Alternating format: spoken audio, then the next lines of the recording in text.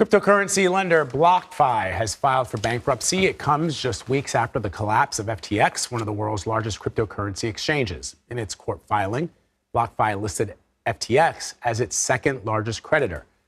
Here to discuss is Sultan Meghji. He's a former chief innovation officer at the Federal Deposit Insurance Corporation and a professor at Duke University. Professor, thanks for joining us this morning.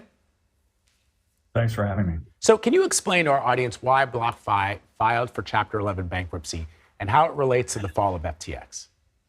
Absolutely. So about 6 months ago, FTX came in to rescue BlockFi because they had lost a bunch of money when another crypto firm called Three Arrows Capital went under, and the owners and leaders of that organization are kind of at large running around Southeast Asia somewhere.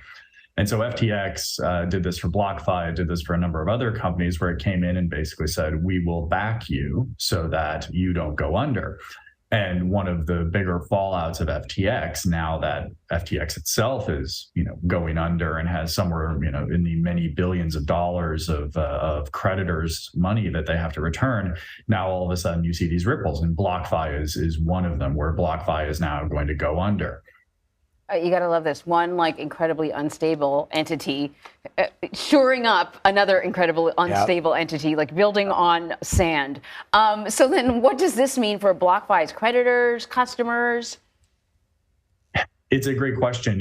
Chapter 11 is an American legal distinction. And so for FTX US as well as BlockFi's American operations, this, it presents some degree of a legal structure so that people can get their money back. The problem is that FTX is over 130 entities all over the world, some of which don't have to follow US law. And so we have a number of organizations that are fighting over a very small amount of money. I would be very surprised if everyone who had money in FTX or in BlockFi, frankly, would get all of their money back.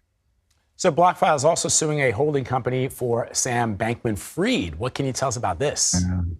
Yeah, so it's a company called Emergent Fidelity, and it's a holding company that owns, amongst other things, Sam's investments in a company called Robinhood, which I'm sure we've all heard of.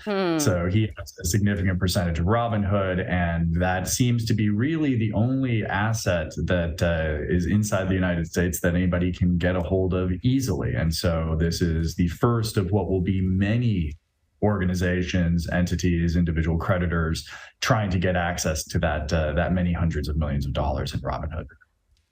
I'm going to be mildly snarky here, so I'll just warn you. But it strikes me as kind of ironic that the whole thing about cryptocurrency is that it operates outside of conventional finance and banking and all that sort of stuff. But then as soon as there's a problem, it's like, we're going to file for Chapter 11. I'm going straight to the bureaucracy to cover my butt.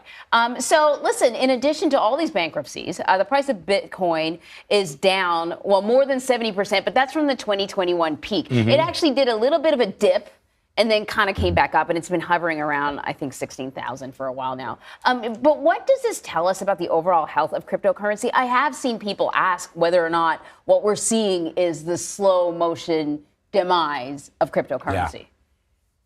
Well, I'll say if that's you being snarky, you should get a job at the FDIC. You'd fit right in. We don't know. One of the interesting things about crypto, as we call it, is it's really three different things, right? One is it's some technology. The second, it's these cryptocurrencies. And the third, it is a bunch of products and services built on top of either the tech or the currency or both.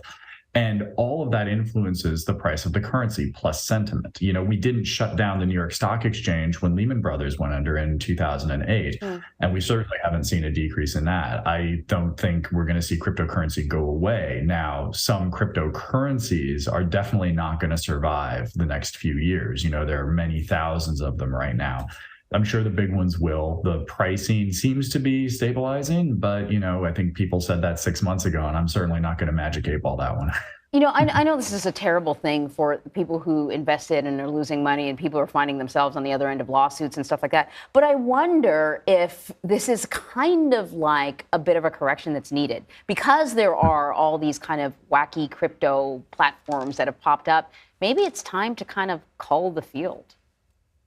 there are a lot of people who feel the same way you do. And, one of the things that a lot of us have been calling for is reasonable regulation out of Washington, D.C. that creates, rules of the road. What's the speed limit? What are the stop signs, et cetera, et cetera.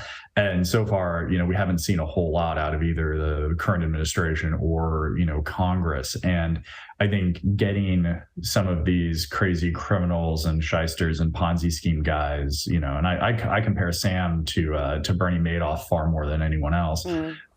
Get them out of the system, create reasonable rules of the road so that people who do want to operate in these systems operate them more like traditional finance to a degree. You might not get deposit insurance on Bitcoin, but certainly you could make people who are managing your Bitcoin on your behalf follow well-established rules that we see for either equities or for normal currency. Sultan Meghji, thank you so much. Thank you for having me.